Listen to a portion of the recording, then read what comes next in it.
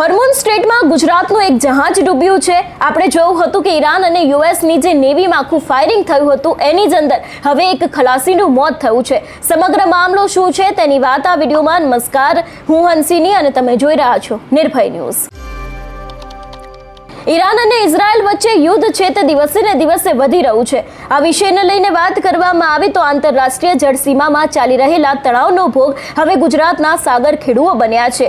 ગત 7મી મેના રોજ સ્ટ્રેટ ઓફ હોર્મુઝમાં ઈરાન અને અમેરિકાની નેવી વચ્ચે થયેલા ભીષણ ગોળીબારમાં દેવભૂમિ દ્વારકા જિલ્લાના એક ખલાસીનું વાહન છે તે ડૂબી ગયું હતું અને આ ઘટનામાં જે વાહનના એન્જિન રૂમમાં ફરજ બજાવતા ખલાસીનું કરુણ મોત પણ થયું છે, જ્યારે અન્ય 17 ખલાસીઓના બચાવ કરવામાં આવ્યા છે। આ સમગ્ર ઘટનાને લઈને હજી પણ નવા ખુલાસા થઈ શકે છે, પણ જે રીતે આ અંગેનો મેલ છે તે દુબઈ સ્થિત ભારતીય દૂતાવાસને પણ કરવામાં આવ્યો હતો અને મદદ માંગવામાં આવી હતી ને બચેલા 17 ખલાસીઓના વિડીયો પણ અત્યારે હાલ ક્યાંક સામે આવી રહ્યા છે। ખાસ કરીને વાત કરવામાં આવે તો આપણે જોયું હતું કે 7મી મેના રોજ દુબઈથી જનરલ કાર્ગો ભરીને જે આખું બંદર તરફ જઈ રહ્યું હતું અને આ જ વહાણ પર એક ટંડેલ સહિત કુલ 18 ખલાસીઓ સવાર હતા। વહેલી સવારે આશરે 1 વાગ્યે જ્યારે વહાણ હોર્મુઝની સામુદ્રધુનીમાંથી પસાર થઈ રહ્યું હતું ત્યારે અચાનક ઈરાની અને યુએસ નેવી વચ્ચે સામસામે ફાયરિંગ શરૂ થયું હતું। આ ક્રોસ ફાયરિંગની ઝપેટમાં ગુજરાતનું વહાણ આવી ગયું હતું। ગોળીબારને કારણે વહાણને ગંભીર નુકસાન થયું હતું। તેમાં પાણી ભરવા લાગતા તે ડૂબવા લાગ્યું હતું અને અફરાતફરી વચ્ચે એન્જિન રૂમમાં હાજર જે ખલાસી હતા તે ગંભીર રીતે ઈજાગ્રસ્ત થયા હતા અને તેમનું ઘટના સ્થળે જ મોત થયું હતું। 17 જેટલા ખલાસીઓ છે એ લોકોના જીવ બચ્યા છે।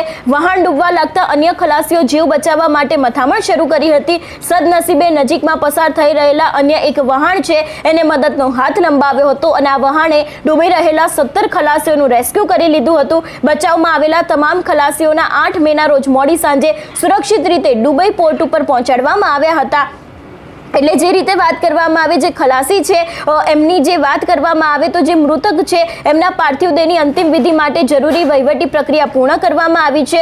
મૃતકનું ડેથ સર્ટિફિકેટ અને પોસ્ટમોર્ટમ રિપોર્ટ મેળવવા માટે સ્થાનિક સત્તાવાળાઓએ સાથે સંકલન સાધવામાં આવશે અને દુબઈ પહોંચેલા બાકીના 17 ખલાસીઓની સુરક્ષા સુનિશ્ચિત કરીને તેમને પણ વતન પરત લાવવાની વ્યવસ્થા કરવામાં આવે અને આંતરરાષ્ટ્રીય જળસીમામાં ભારતીય વહાણોની સુરક્ષા માટે યોગ્ય પગલાં લેવામાં આવે। એટલે જે રીતે આખી આ ઘટના સામે આવી છે કે જેમાં હવે જે આખો આંતરરાષ્ટ્રીય જળસીમામાં ચાલી રહેલો જે તણાવ છે એનો ભોગ હવે ગુજરાતના સાગર ખેડુઓ બની રહ્યા છે અને જે રીતે સમાચાર સામે આવ્યા કે હોર્મુઝ સ્ટ્રેટમાં ગુજરાતનું જહાજ ડૂબ્યું, ઈરાન અને યુએસ નેવી વચ્ચે ફાયરિંગમાં આજે એક ખલાસી છે એનું મોત થયું છે અને 17 જેટલા લોકો છે એ લોકોને બચાવવામાં પણ આવ્યા છે અને ક્યાંક હવે આ મામલે મોટા ખુલાસા થઈ શકે છે એવી પણ શક્યતાઓ છે। આ વિષયને લઈને તમારો શું અભિપ્રાય છે અમને કમેન્ટ કરીને ચોક્કસથી જણાવજો। તેની સાથે અમારી ચેનલ નિર્ભય ન્યૂઝને લાઇક, શેર અને સબસ્ક્રાઇબ કરવાનું ભૂલશો નહીં। નમસ્કાર।